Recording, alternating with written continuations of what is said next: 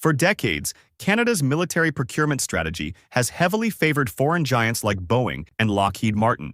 This reliance has meant that billions of Canadian taxpayer dollars have flowed out of the country to purchase critical defense equipment, from fighter jets like the F-35 to surveillance aircraft. This approach has left the domestic aerospace sector, a world-class industry in its own right, largely in the role of a subcontractor rather than the prime contractor on major projects. This dynamic, however, may be on the verge of a major shift.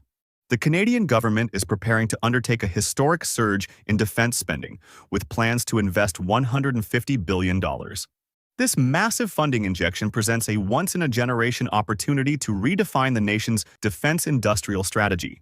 Bombardier CEO Éric Martel is leading the charge, arguing that this money should be used to invest in and build up Canada's own aerospace and defense capabilities.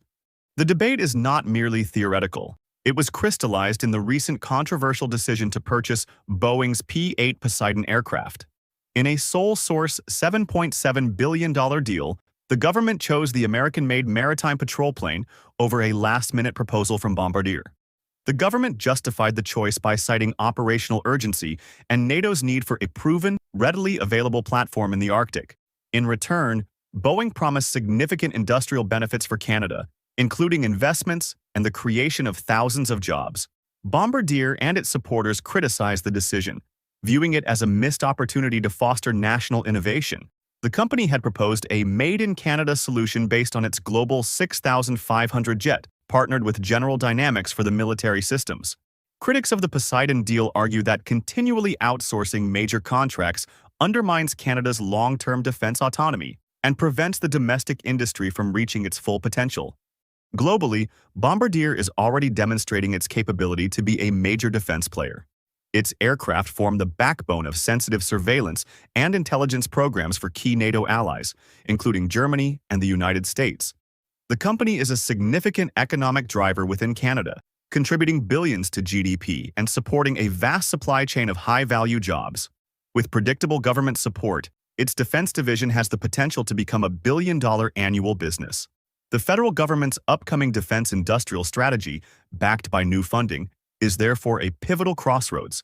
The choice is clear: continue the established pattern of outsourcing major contracts to foreign suppliers, or use this $150 billion opportunity to consciously build a sovereign defense industry. One path risks further dependence and a loss of economic potential. The other offers the promise of job creation, technological innovation, and a strengthened position as a trusted exporter and NATO partner. The decision will define more than just military procurement. It will signal Canada's commitment to economic independence and its strategic vision for national security.